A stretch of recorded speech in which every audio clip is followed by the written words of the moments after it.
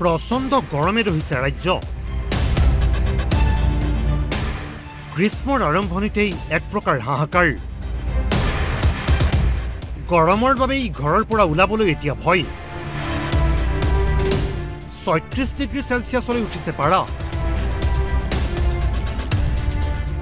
অত্যাধিক গৰমৰ বাবে বিদ্যালয়ৰ পাঠদানৰ সময় সলনি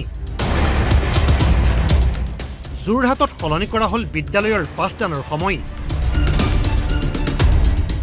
১ জুনৰ পৰা কাৰ্যকৰী হোৱাকৈ নতুন সময়সূচী নিম্ন প্ৰাথমিকৰ সময় পুৱা ৮ বজাৰ পৰা ১২:৩০ বজালৈ সলনি উচ্চ প্ৰাথমিকৰ সময় ৮ বজাৰ পৰা ১ বজালৈ উচ্চ মাধ্যমিক বিদ্যালয়ৰ সময় ৮ বজাৰ পৰা ৩১ বজালৈ সলনি একেদৰে উচ্চতৰ মাধ্যমিক বিদ্যালয়ৰ পাঠদানৰ সময়ও আগুৱাই অনা হৈছে উচ্চতৰ মাধ্যমিক বিদ্যালয়ৰ সময় ৮ বজাৰ পৰা ১:৩০ বজালৈ সলনি কৰা হৈছে আমাৰ যোৰহাট জিলাৰ প্ৰতিখন চৰকাৰী হওক বা বেচৰকাৰী হওক প্ৰতিখন বিদ্যালয়ৰ যিটো আমাৰ স্কুলৰ সময়সূচী আগৰ যিটো ৯ বজাৰ পৰিৱৰ্তে আমাৰ আগুৱাই অনা হৈছে এইটো ৮ বজাৰ পৰা আমি কৰা হৈছে আটাইবোৰ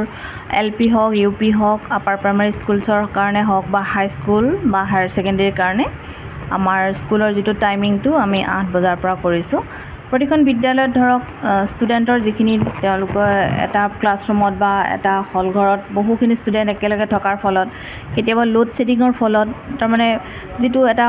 তাপৰ পৰিমাণটো বেছি হৈ গৈ আছে সেইকাৰণে ষ্টুডেণ্টখিনিয়ে যথেষ্ট অসুবিধাৰ সন্মুখীন হয় আমি এই দুটাৰ পৰিপ্ৰেক্ষিতত আৰু আমাৰ ডিষ্ট্ৰিক্ট এডমিনিষ্ট্ৰেশ্যন সন্মানীয় আমাৰ